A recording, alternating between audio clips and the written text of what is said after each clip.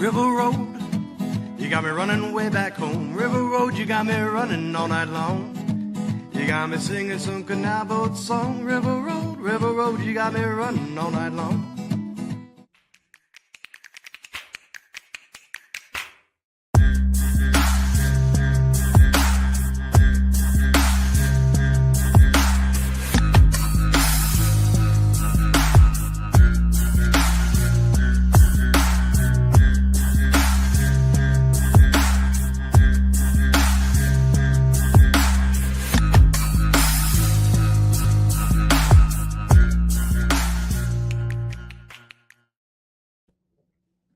All right, everybody. Welcome to a Friday episode of Niner Nuts. I am Indiana Dan here with my full crew, Mr. Easy E and Jimmy B. Gentlemen, how are we doing? Go Pack, go! I can't with you right now. I was with him when he bought that, so I'm that very was the fond price of to get a everything. buy. Well, I mean, you can't go to Lambeau and not buy a cheesehead. I mean, I will grant you. I will grant you that. Yeah, that's exactly what I told them. I was like, the Cowboys and the Packers play a lot of times, and it'll get use and wear out of it. And then it just so happens that I can use it today because I need the Packers to beat the Lions. So yeah. I bought a very neutral magnet that just says Lambeau Field, and whoever statue is in front of the stadium. Like, I got a very neutral. I couldn't bring myself to buy a cheesehead. I'll admit. Is it Brett Favre with like a sack of money and him like stealing it from people? Like the Grinch. Yeah. The Grinch. Yeah. No, I wish so. That's hilarious. But yeah, anyway, guys, we're here. We're clearly feeling better than we did on Monday. And as is tradition, we have a parlay that we have, twice this year gotten actually right, but we still keep swinging. I know we got week 1 right. I honestly can't remember if we did any other time. We have not made any money beyond week 1. Yeah, and week 1 was mascot money line. So we probably need to go back to mascot money line because that's how we're good. Yeah. Right? Yeah. I will blackball the Jets though, because a Jet will run over anything, and the Jets are awful this year, so I'll blackball them. But but anyway, speaking of the Jets, we'll be kicking off our week 14 money line put the scroll up, Dan. Put the scroll up. The scroll on the bottom. Oh yeah, thank you. You're welcome. Co-showrunner there. Please gamble responsibly, all that stuff. Just read the bottom. But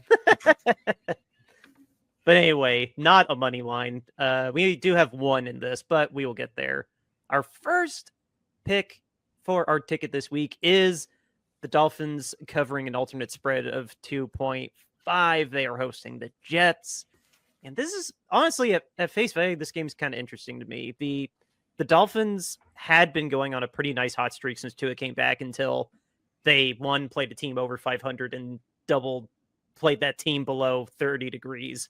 So they got a rude awakening against Green Bay, but they're back in sunny Miami and they're playing a disheveled, whatever adjective you want to use. They're playing a very, very messy New York Jets team. So you'll have to tell me what the actual spread was. I feel like it was probably 6.5. 5.5. And the money line was 250. So we alternated this down a little bit to basically just kind of find the sweet spot between the two of those.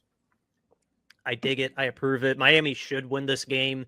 I watched the highlights of the Jets game, and good God, it was just a comedy of errors between them and Seattle. So playing a division rival that's trying to keep their playoff hopes alive, the Dolphins should be using this as a get-right game and they shouldn't have any problems with the Jets. What do you guys think?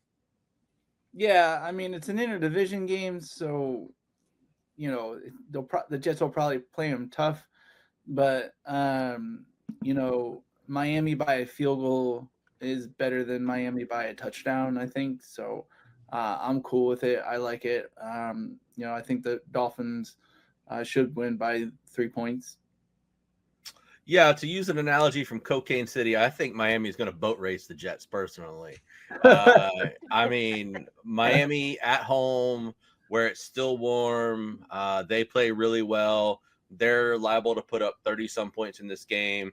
I don't think the Jets can score anywhere near 30 points. Aaron Rodgers' arm will fall off before that happens. I think this Jets team is done. I think they've given up. I don't think they have anything left in them this season. You know, we keep hearing talk every week about, are they going to replace Aaron Rodgers? Are they going to sit Aaron Rodgers? They're going to make a change at quarterback. And I just think when you're going through those kinds of things and the coach has to come out every week and say, no, Aaron's our quarterback. This team is uninspired and they're playing uninspired football. And I just don't think that with all the things that the Dolphins have in front of them, with still having a playoff opportunity there and being at home, I don't think this game is particularly close. This is my survival pool pick of the week. There you go. I completely concur with you. The Jets are just, this is the finish line because they do face elimination if they lose this game. So this will be them limping to the finish line. There's just, call it a couple weeks ago. There's no hope for this Jets team. And I think everybody in that locker room is just praying for that reset button to finally get hit and just move on to next year. Yeah, and I think you set up the situation perfectly, Dan. I mean, like, this is the perfect game for them to just have really what you could classify as like an epic collapse where the Dolphins beat them like 35-3. And everybody is just like, now we talk for the next 4 weeks about the Jets and resetting the Jets and what are the Jets going to do next offseason? Is Rodgers going to stay? Is Rodgers not going to stay? Are they really going to sit Rodgers for the rest of the season? Blah, blah, blah, blah, blah. So, I mean, all that just lines up for that to happen. So the best thing that could happen for the Jets from this time period up to like maybe free agency or so is for Dan Snyder to release Woody Johnson's slide on the blackmail PowerPoint, because unless the Jets get rid of Woody Johnson, I don't think they're going anywhere. And all of this has Woody Johnson just smeared all over it. Like Joe Douglas, I feel, can pick talent and is good at talent. And when his boss is telling him, well, you need to get this guy, you need to get this guy, you need to get this guy. Oh, they didn't work. You're fired. Like Woody Johnson has to go for the Jets. So Dan, you know what to do. They have to be praying for Trump to take him to be an ambassador to the UK again. They're probably praying that he gets away from day-to-day operations in that regard. Like, I don't know who his pick is yet, but he was in the administration. I'm not trying to make a political statement. I bet they're praying that he gets picked again to get away from the day-to-day operations, though. But short of that, yeah, we might as well just pray for that Snyder PowerPoint to finally come out, which it won't. But anyway, on to our next pick. The Bills money line, our simplest pick. Bills beating the Rams at 4:30. I really, really hope I'm home for this game because usually I just split screen, or usually I only split screen the 1 o'clock games and then just solely focus on the Niners. I will gladly split screen these two games because I really do want to see the Bills and the Rams. The Rams are going to lose, but I want to see how much of a fight they'll put up against the Bills because I feel like at home, like, yes, it's going to be a lot of Bills fans because they don't have a home fan base in LA, but I don't know. There's something feisty about those Rams, and they'll still lose, but it'll be interesting to see like how much of a fight they still put on the Bills. You know what I mean? Yeah, I mean, I think, when good teams go to LA, they usually win. It seems like just because they have the home field advantage, because there is no such thing as an LA Ram fan, I think. I think it's like a unicorn, a mythical creature. Like, I don't think they exist. So I will see that and raise you a Chargers fan. Yeah, exactly. Chargers fans too. Like, just bring out the unicorns. That's put them out there, because that's how rare you find a San Diego or a Rams fan. So yeah, I think, easy money line for a Bills. The Bills are a very good team. Probably the best team if you really look at it in the NFL, considering what they've done and how they're playing and how they're just beating everybody. So they'll be motivated to win this game because they want to jump the Chiefs when the Chiefs finally do collapse and have an actual loss when they should. So I think the Bills will be fully motivated for this game, and they won't look past the Rams. So yeah, Bills money line. Yeah, to your point, Jimmy. The Bills know they have to keep stacking wins. They've got to keep chasing wins because they've got to keep chasing the Chiefs. I mean, as ridiculous as that is, because the Chiefs keep winning in all these just absurd ways, they still have to chase them down. And so this is another game that they have to win. They know they have to win, and it's important for them to get that W. When I just look at the tiers of teams, the Bills are way up here. I mean, they're one of the top 3 teams probably in the NFL right now, and the Rams are just not. Not to say that the Rams aren't good, but they're like a pretty good average team, and a pretty good average team is not going to take out the Buffalo Bills unless the Buffalo Bills beat themselves. So, yeah, that's a great point too about that I didn't even mention either, was that somehow they're still a game or 2 behind the Chiefs, as stupid as that is, but but no, that's just going to make it that much more glorious when they upset Kansas City in the playoffs, when they inevitably play each other again, because it just has to happen per script. But yeah, no, Bills should take care of business in LA. Like, I give the Rams a little bit of credit of being feisty, but no, they shouldn't. They should not beat the Bills in any way. On to our next game. Guys, I have to hear your takes on this game just in general. We're picking Joe Burrow for 2 touchdowns because that's super easy. Joe Burrow is tied, or at one point was tied, for most touchdowns passing so far this year. And Joe Burrow inexplicably just has this curse where he's playing at an all-pro level, throwing so many touchdowns, and the offense is scoring so much, but they still lose damn near every time. And then the Cowboys got a little bit better playing the Giants last week, but the Cowboys, we know we've beat them to death about how bad they're doing this year. So what's going to give? Are the Bengals going to still choke away this game no matter what they do? Or are the Cowboys going to be terrible at home again against a Bengals team that on paper should kick the crap out of them? I don't know. I don't know if it's superstitious, but like, I'm really fascinated because both of these teams did not have the season that they were planning on. Yeah, I mean, the one thing that's been consistent over the last 3-4 weeks is that Joe Burrow throws for 2+ touchdowns. And Dallas is at home, and Dallas's defense has gotten scored upon more times than Stormy Daniels at home. So I think this will be a great Barnstormer game.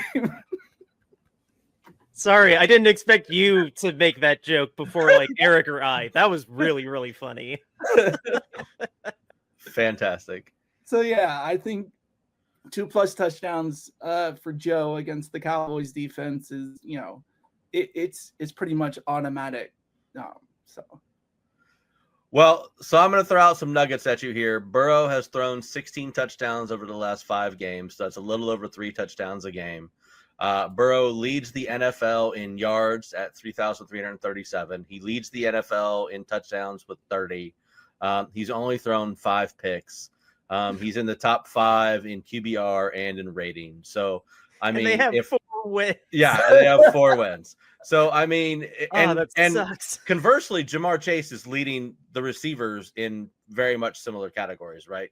So, I mean, it's hilarious because Burrow is literally having an MVP season. He's better than Lamar Jackson numerically by every measure, except for interceptions and a couple rating stuff. But because his team sucks, he's not getting any MVP consideration whatsoever. So he also just revealed on Hard Knocks, which I don't know if any of you have seen that or not, but he bought a $2.9 million Batmobile. So how if the dude dare is you gonna assume I haven't watched Hard Knocks yet? Of course I did. Well, to me, if the dude is going to buy and own a Batmobile, then I'm going to ride with him in my gambling because that's cool as shit.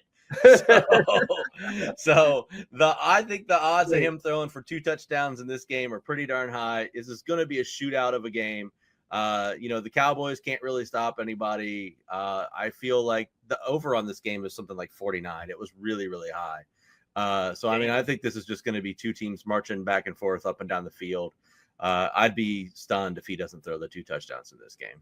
So you're saying So you're saying that my 2018 Hyundai Sonata Hybrid is not the Batmobile? It is not the Batmobile. It's not the Batmobile. So, He did. And I saw an article that Warner Brothers commissioned making 10 authentic, but in bold words, not street legal Batmobiles to sell for auction. Oh, okay. Which is just, that's amazing. I would, if I was still living in Cincinnati, I'd be keeping my eye out for Joe Burrow driving around. Right? Yeah. Burrow has thrown 2+ touchdowns in every game this season except for 3.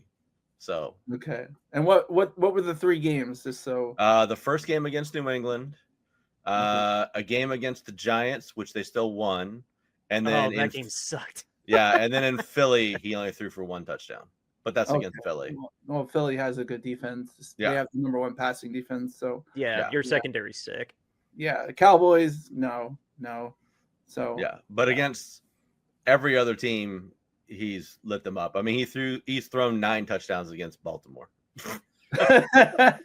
How just he won't get MVP, but All-Pro, he should finally get his first All-Pro with those kind of numbers. That's just insane what he's doing this year, and gonna miss the playoffs still. Easily, not even close. I feel terrible for him. Like at first I got a little kick out of it, but now I just feel terrible for them because that really sucks. Anyway, on to our first of 2 single game parlays. We're connecting into this. Your Eagles are hosting the Carolina Panthers.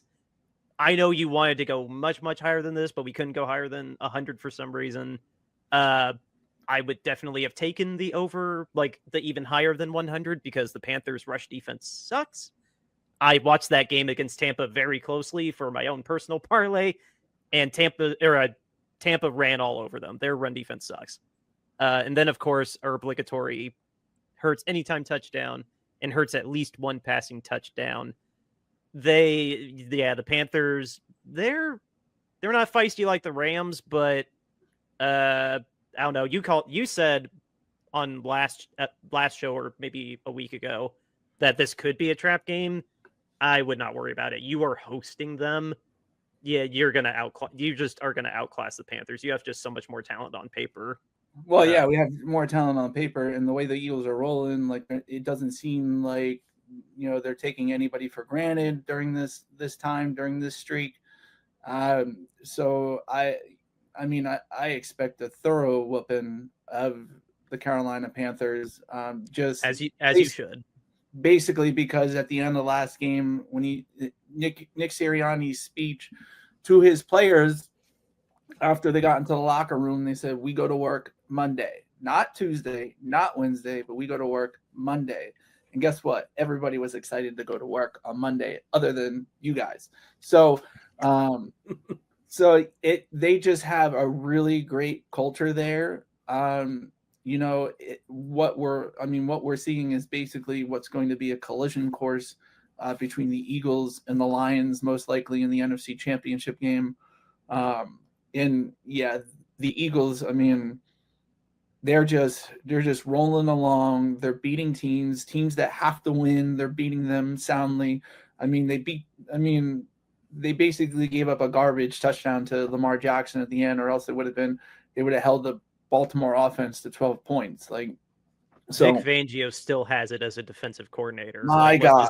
Let's just put that out there. He is insanely good. Like, my brother doesn't want to admit it, but I think it's better than Jim Johnson defenses. I believe this is, from my eyes and from what I've seen in Philadelphia, this is as good as probably the Buddy Ryan defenses of the late 80s, early 90s, with the way that their attitude is to beat people up, with the amount of talent that they have on defense, from Jalen Carter to Quinyon Mitchell to Cooper DeJean. Like, the Eagles, I don't see them looking past this game. And like you said, we wanted to take 125, 130, whatever the highest was for Saquon, because he's just going to run all over them.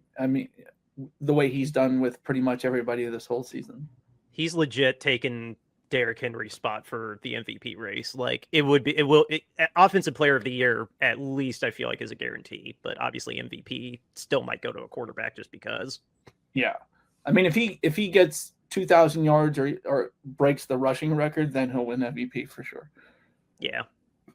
Yeah, I mean, just in terms of breaking this down numbers wise, I mean, Barkley has been fantastic. I mean, he's ran for I don't think he's ran for like 100 yards in every single game, but he's ran for some combination of. Yeah, he's gotten over 100 yards combined in every single game, I believe, even the losses. Yeah. So I mean, he's just been absolutely fantastic this season. Hurts has been super consistent in terms of throwing a touchdown and rushing for a touchdown every game. I mean, that just happens pretty much like clockwork. So I don't see an issue or a problem there. This is where we find out if your coach is really what he's, made of. He should be keeping this team, locked in and motivated. And, everything that we said for the Bills applies directly to the Eagles, right? They're in the exact same position. They're chasing the Lions. So, and especially depending on if the Packers can pull off the upset tonight, you guys have got yourself a chance to overtake first place in the NFC. So, I mean, same thing for you guys. You got to keep stacking wins. You got to keep chasing the Lions down. And so this should be a game that you come in and you try to kick the Panthers in the teeth and knock them down. And if they're going to do that, they're going to hand it off to Barkley, 20, 25 times and let him do his thing, get down there, do the tush push, all that kind of jazz. So, I mean, this seems pretty logical to me. Yeah, the Packers. Well, we'll see this is the least evergreen part of this. We'll see if the Packers can't upset the Lions because low-key, the Lions have a crap load of defensive injuries if you weren't paying attention. Like, they have a lot. I saw a fascinating, I think they have 13 players that are defensive players on IR currently.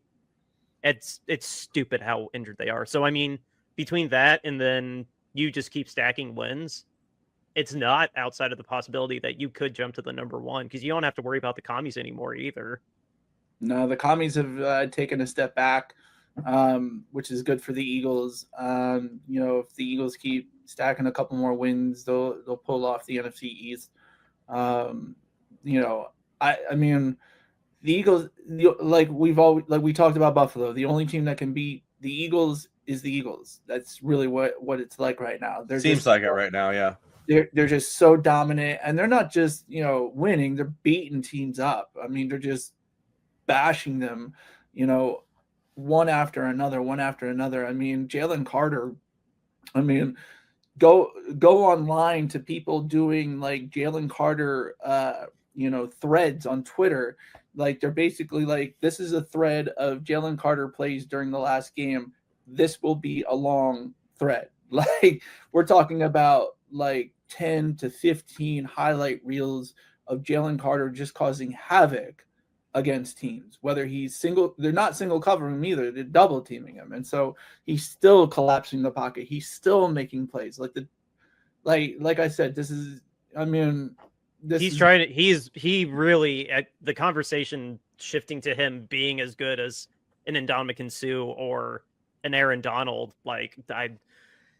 Calm down if you don't agree with me, Eric. But no, Jalen Carter is a freaking beast. You got a great pick out of him. Yeah, I mean, it's just really early to compare him to like all-time greats, but there's no reason that he's certainly not giving you any reason to think that he can't possibly get there. Yeah. I mean, he's just dominating and creating havoc. I mean, we all saw the hit that Cooper DeJean put on Derrick Henry. I mean, it's everybody. Everybody on that defense. Like, they're just beating people up, and they're just having their way with them with that defense. And number one in scoring, number one in pass defense. Like it's like Jim Johnson's defense. You've brushed off the woes of last year for sure. Oh my God. And then some. Yeah, I mean, total flip turnaround. With some more talent, younger talent at certain positions, and hitting on the Quinyon Mitchell Cooper DeJean picks is got to be one of the best drafts that Howie's ever done. To have two rookies come up and start, for them right away, is amazing. Yeah, dude, absolutely. Well, let's roll on to our last one, and it'll be a good segue into our final prayers for our game. we went ahead and added two. Night. We went ahead and added 2 picks from the Bears going to San Francisco out to the Bay. Brock Purdy over 18.5 yards rushing. I have no idea why that wasn't higher as like the standard, given the fact that we put Jordan Mason and Christian McCaffrey on IR. But I'll take it. He will definitely have at least one breakout run of 20 yards, like just flat out. I'd imagine. And then George Kittle don't win and kneel for 17 yards. Yeah. Oh God, right.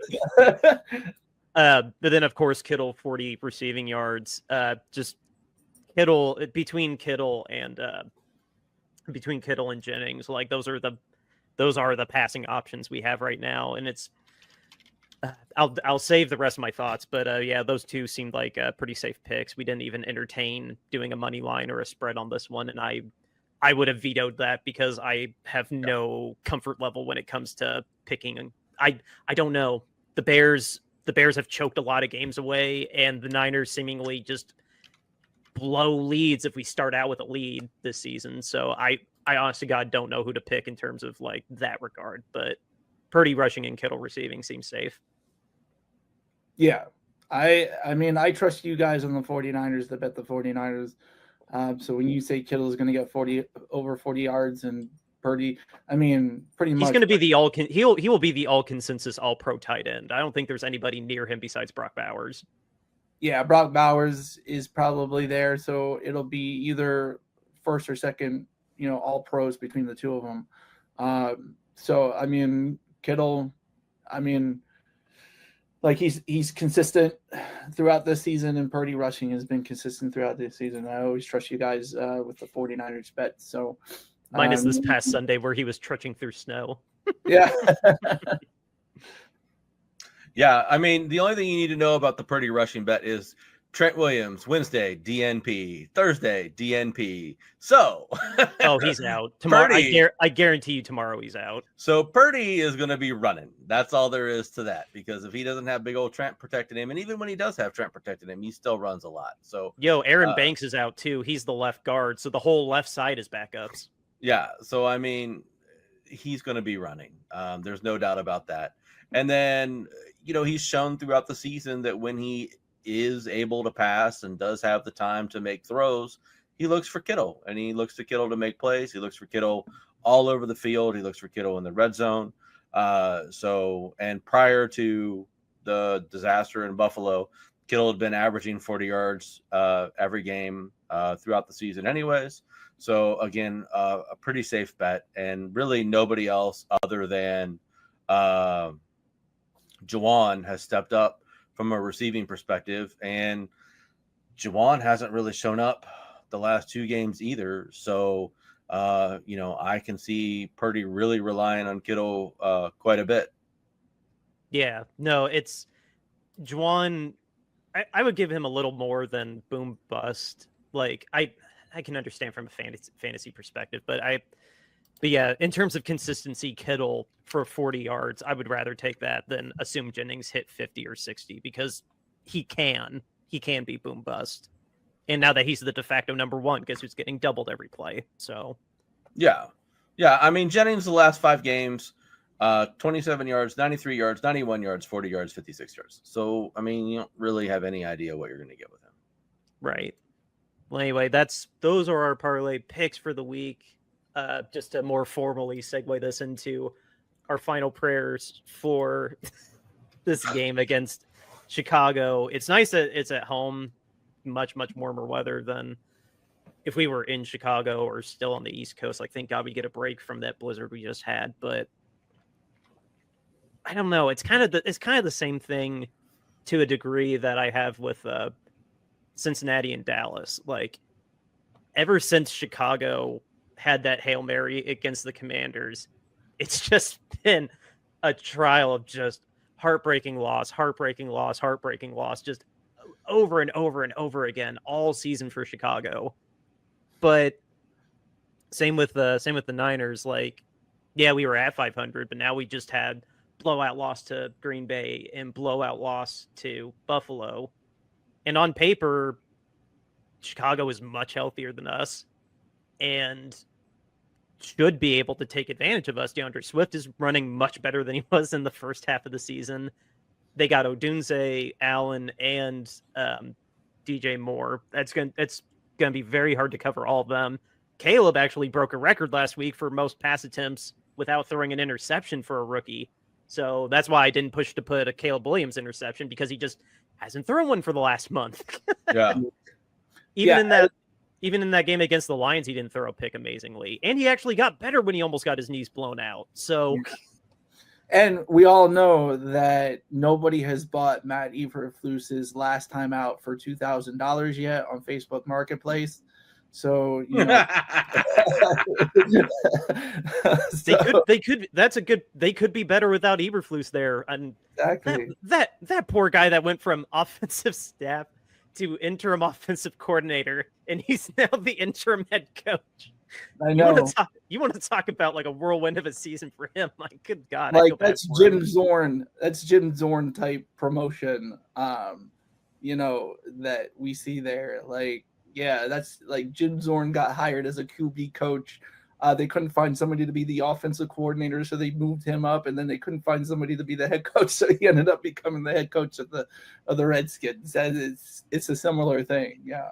Just those interviews next year, if he does do interviews, it's gonna be like, so what was your experience like last year? Oh, well, I got interim promoted twice, all the way up to head coach. Yeah. My God, what a whirlwind of a season for that guy. But anyway, like on paper, I guess what I'm saying is that like on paper, Chicago should handle us pretty well because we're so injured and they're not, and they're having a nightmare on their coaching staff. But I don't know, this first game without him, they could actually be a little more motivated with this guy, and they could end their choking streak. And we're the team to do it because we're going out there with Isaac Rindo and Juwan Jennings as our number one skill position players in Kittle. And then our defense is injured to hell and back. Like, even if Hufanga comes out with the club hand, which was really cool to see on social media, he is doing the club hand.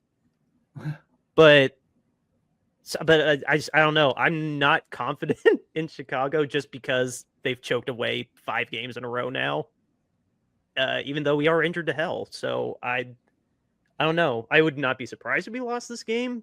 But at the same time, Chicago likes to throw up on themselves. So what do you guys think? Well, for me, the whole key to this game, and I'm going to go back to the injury report, is there's another gentleman who also is DNP for the last 2 days, and his name is Nick Bosa. And the 49ers have proven for the last 2.5 games that when Nick Bosa doesn't play, they can't rush the quarterback at all. They get no pressure on the quarterback. They can't get to anybody. I don't think, I'd have to look real quick. I was too lazy to pull it up. But I don't think we've sacked the quarterback maybe once, maybe twice in the last 2 weeks. Literally twice. And I remember that because it was all Leonard Floyd and we had no sacks last week. Yeah. So, I mean, the problem with that is that I'm by no means a Caleb Williams fan. I don't think that he's any good, and I don't think that the Bears are any good. But I have watched enough of him to see that when he is given time and isn't pressured, he's capable of making plays. And that's the part that should concern the 49ers, is that if they're going to let him just stand around in the pocket and take his time and make plays, he's going to be able to do that, and he's going to be able to do that successfully. And that's kind of what I see happening in this game. Without us being able to get any sort of sustained pressure against him, he's going to generate offense. And the problem on the reverse side of that is I don't know how the Niners are going to generate any sort of offense. I don't have a lot of faith in Isaac Guerendo. Not trying to be mean to him, but everything that I've seen out of him, he just runs into the line and falls down. So that's not really going to do anything. And if we are going to ask Purdy to drop back and throw the ball 45 times, that's not a slight on Purdy. I think he's more than capable. If we had Ayuk and Debo and Kittle and Jennings and the full complement of our offensive line healthy, I'd be more than happy to have Purdy stand back there and sling it 45 times. By all means, go ahead. But with only having Jennings and Debo and Kittle and having Debo seemingly just deciding he's not very interested in playing out the rest of this particular season. I was gonna say this is like the worst Debo out of the 5-6 years we've had him. This is the worst one. I just think I think he's me. I think he's realized that the season is over and that they have no chance of making the playoffs. And he's like, well, I'm a Super Bowl or bust kind of guy, and we're not winning the Super Bowl. So why am I going to go around here and get my head knocked off and, do all these things and get injured again like I always do if we're not going to win the Super Bowl? I mean, that to me is what he's doing. I mean, there was a pass I think it was in the Buffalo game that like Purdy threw to him, and it was a little bit behind him, but he made like no effort whatsoever to try and catch it. Like just none. Like it hit him in the arm and it fell down. And I was like, Yeah. the hell is that? I know that exact pass you're talking about because he was coming across. He was running like an out route, and Purdy threw it and it hit him in the arm, and he just looked at it and it fell to the ground. Yeah.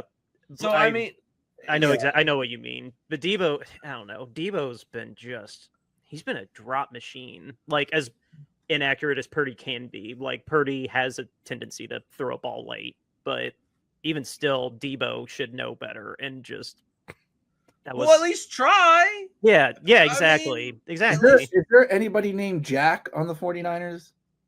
Just because it's the nightmare before Christmas. Like, this is that's what the 49ers season is. It is. December 13th in December. Like, it's and we're 5-7. Somehow not mathematically eliminated yet because our entire division is hot garbage. Like, yeah, I mean, seriously, watch the Seahawks and the Jets. No one deserved to win that game. Both of them were terrible. Yeah, well, the Seahawks and Arizona play this week, so I mean that's going to sort out the NFC West right there. I mean, if the Seahawks win that game, it's a wrap. It's over. If the Cardinals win that game, then we're still alive mathematically somehow, shape, or form. If we manage to win, which, I mean,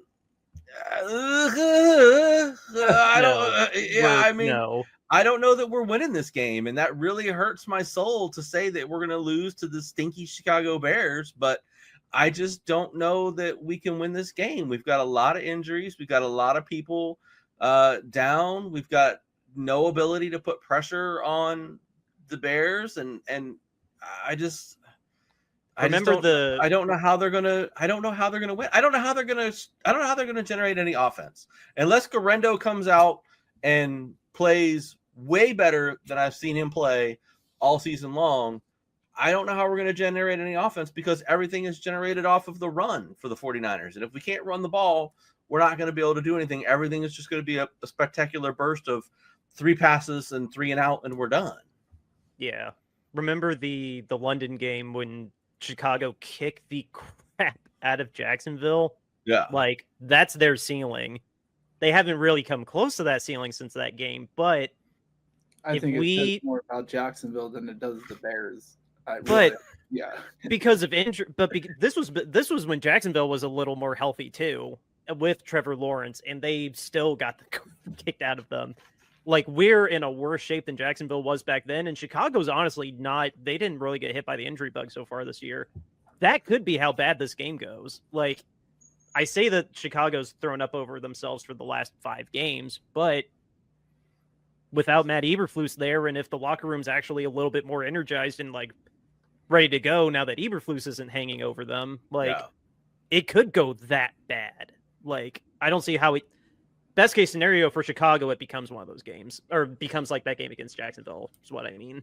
Yeah, and I don't really like playing a team with a brand new coach either because, to your point exactly, you don't really know what you're getting. You could get, a team that's just kind of shot and done and says they've given up on the season, or you could get a team that says they're ultra motivated for this new coach and they're excited and they're so, you didn't know the undercurrent of the team and they're just so glad and so refreshed that bozo that they had before is gone.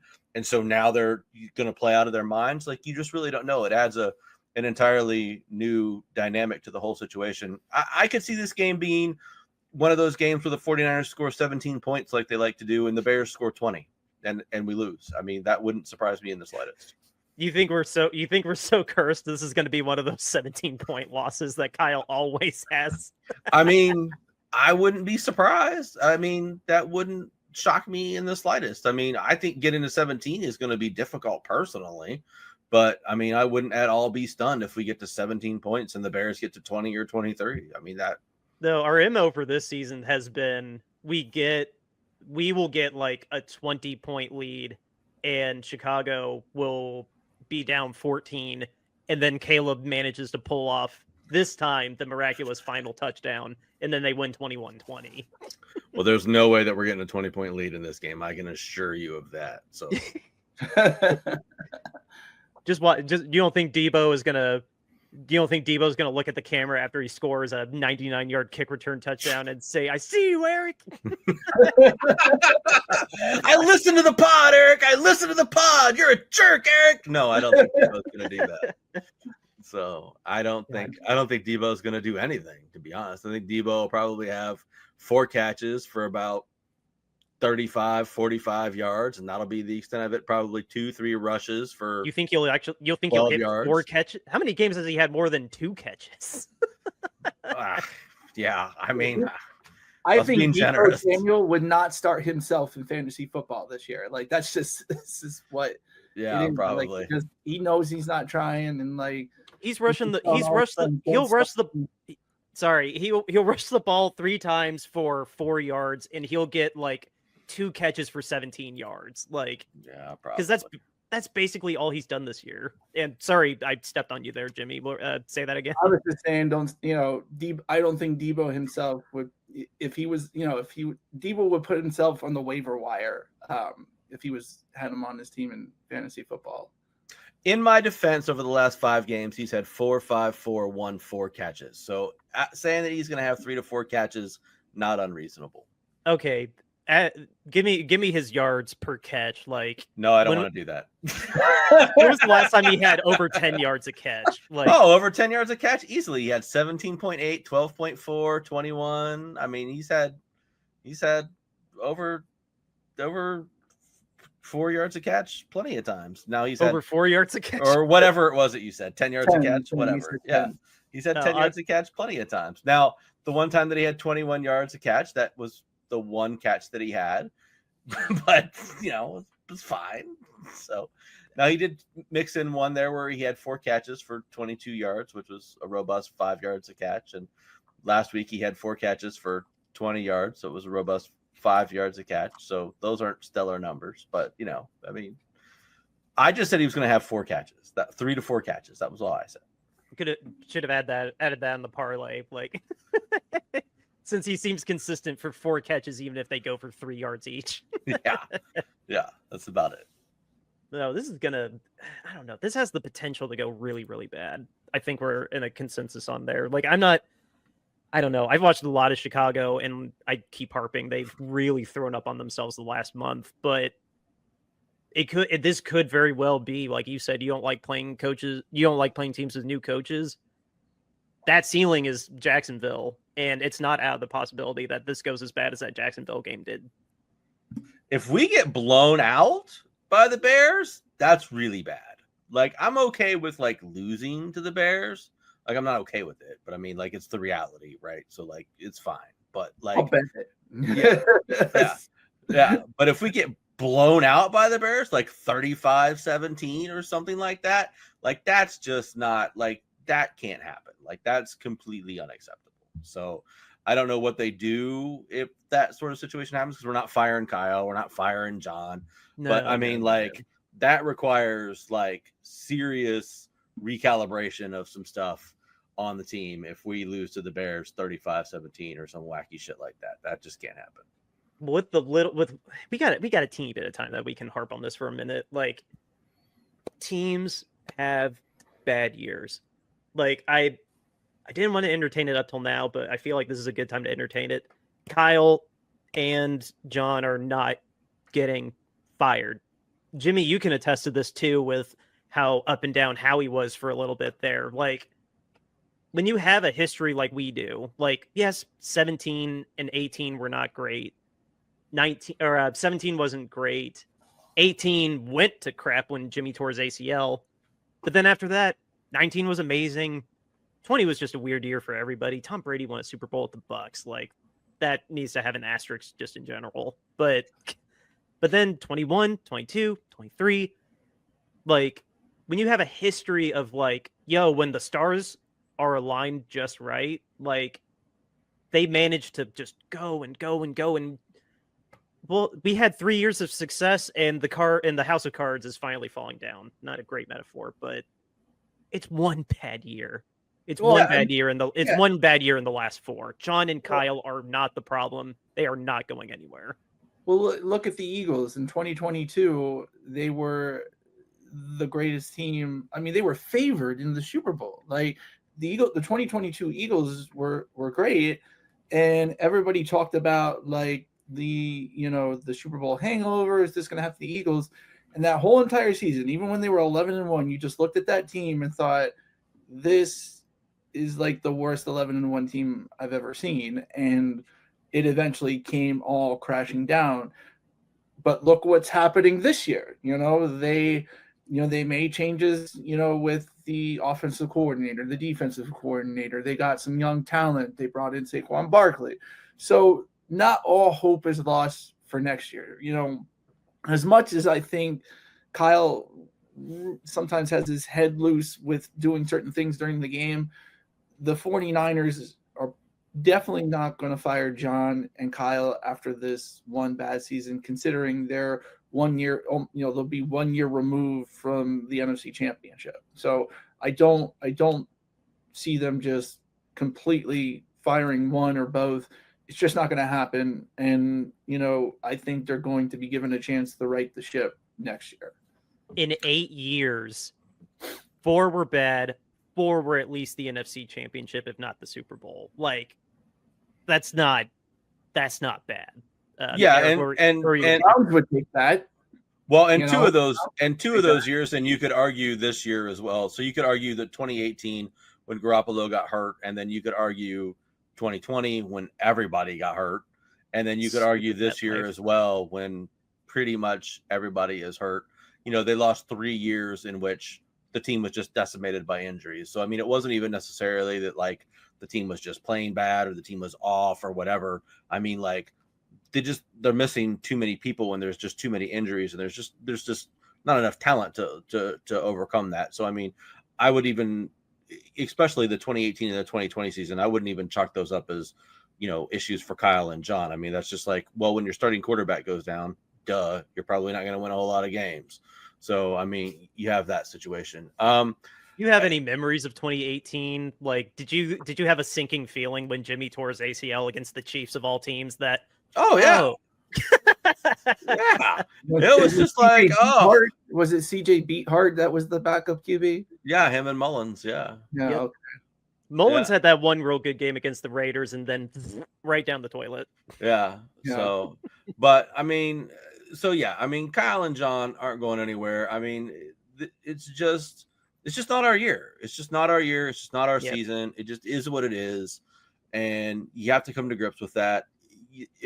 If we're going to continue to play out the season, which seems to be what we're going to do instead of just tanking for draft picks, which I get, then I at least still want to see the team be competitive, and I want to see them win games that I think that they should win.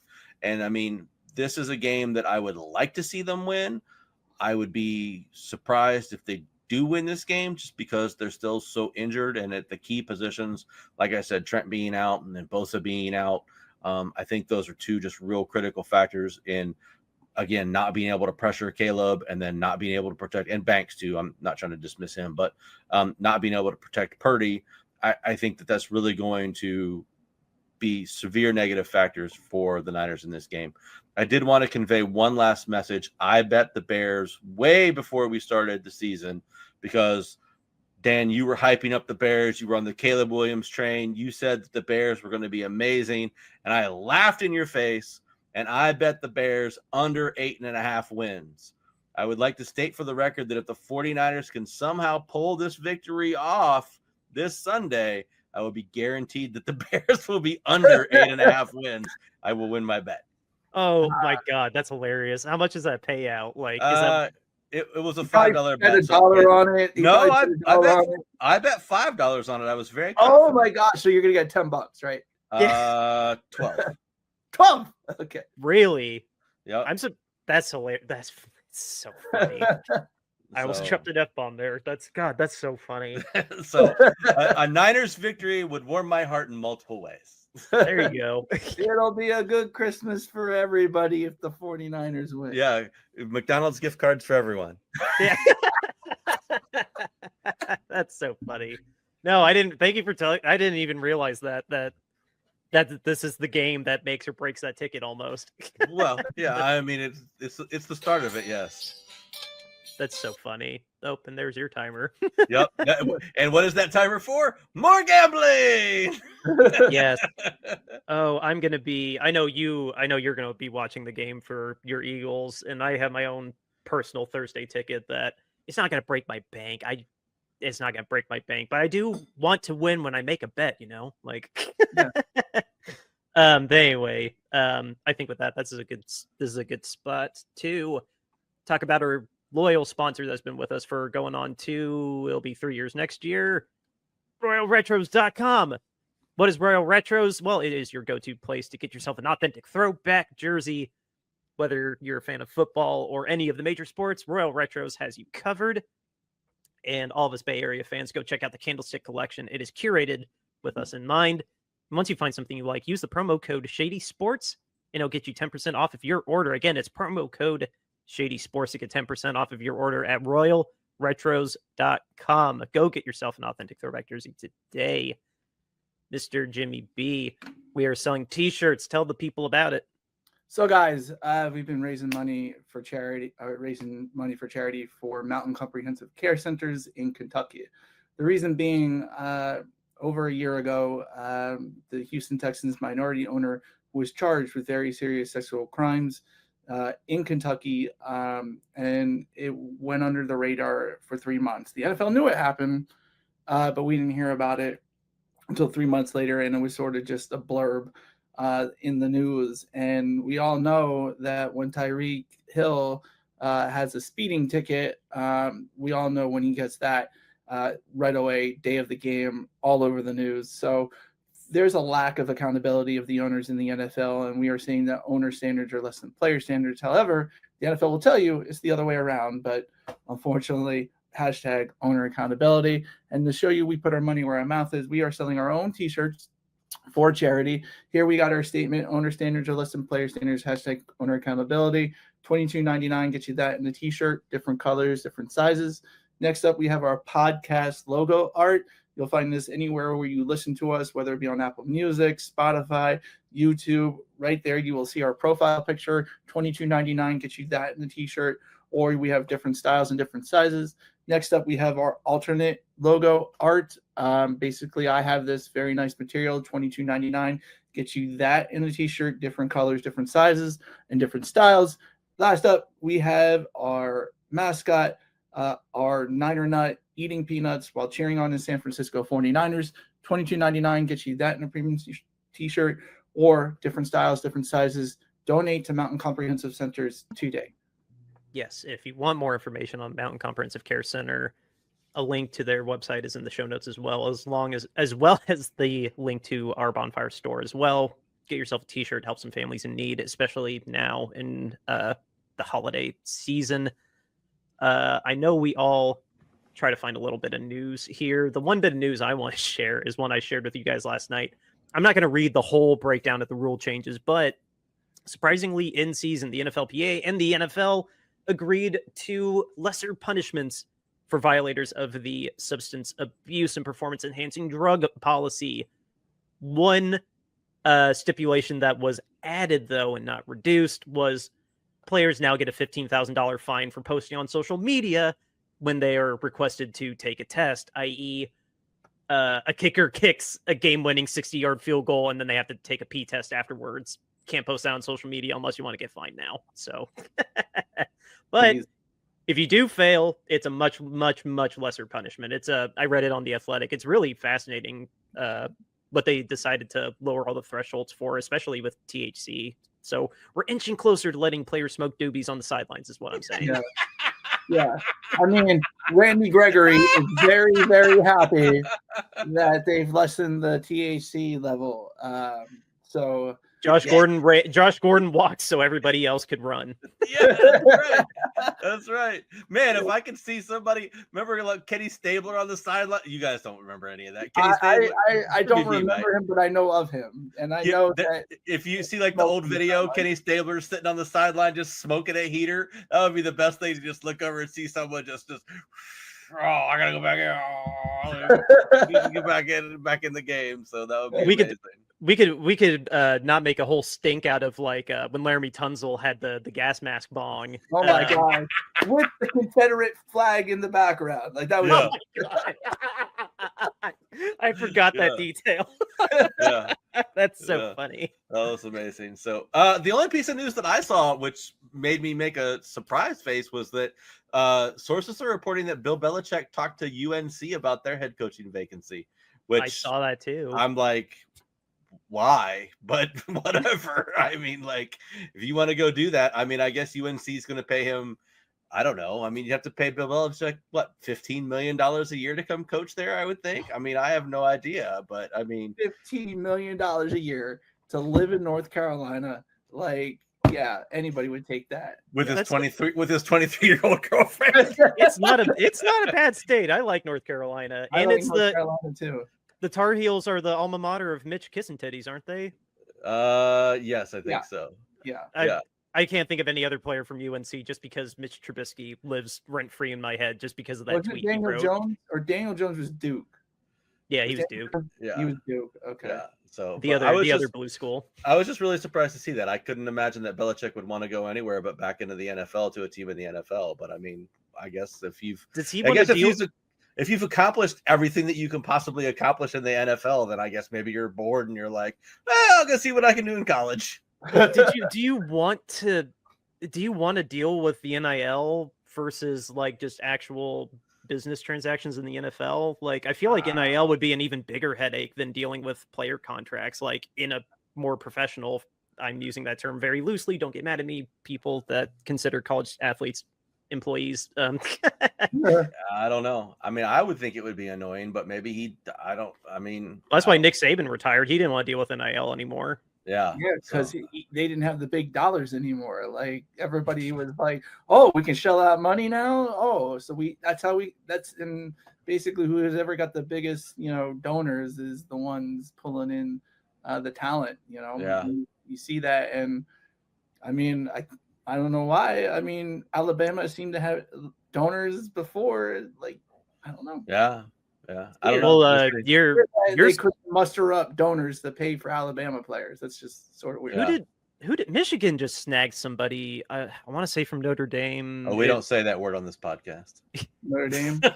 That's no. That school poached. I can't remember where they poached them from, but they poached them for like an NIL deal of like 15 million or some stupid, or maybe it was 5, not the 15, but they poached them because of money. Yeah, which is I mean, there's all sorts of kids that go to someplace for 1 year and then they're like, "Oh, hello, I don't like it here," and then they leave and take their NIL deal with them. Hey, it's brought SMU football back.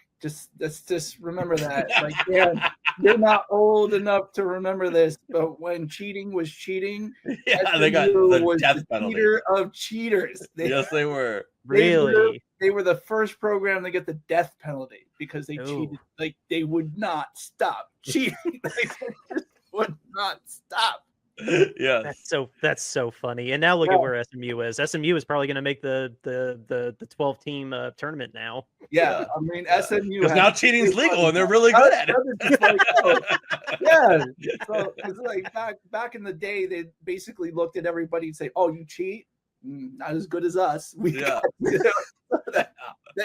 That's exactly what it was. They weren't even trying to hide. They're proud of it. Yeah, that would be like if the NFL like got rid of the salary cap, and then you'd have like those franchises that were like really good back in the day that didn't care about the salary cap before. That would be like, "Oh, really? We're doing that again? Let's go!" God. Yeah, I mean SMU, Fort Worth. I mean, big money. Yeah. That's so God damn. That's so funny. Well, hey, I think with that, we got an interesting game. I didn't check. I'll look it up for you.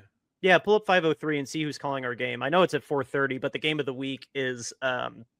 The Rams are the game of the week in the Bills. So I'm assuming it's on Fox also because it's 4:30. We are not getting Tony Romo at 4:30. I know that. We are Kenny Albert and Jonathan Vilma, who I actually really like. So there we go. Hey, no, I like Kenny and John. I think they're really good. I don't know. I can hear his voice when a touchdown happens. He's got a really good broadcast voice too. Yeah, and it is only being shown in the California metro area, and then like in a span in the kind of Midwest. Yeah. That's not surprising. I actually need my YouTube TV if I get home from this wedding on time. Yeah. Anyway, Pappy's getting antsy because the game's about to be on, and he doesn't have Amazon Prime on his TV. So with that outro music, River Road, definitely. Beat the Bears. We'll be back on Tuesday. Go Niners.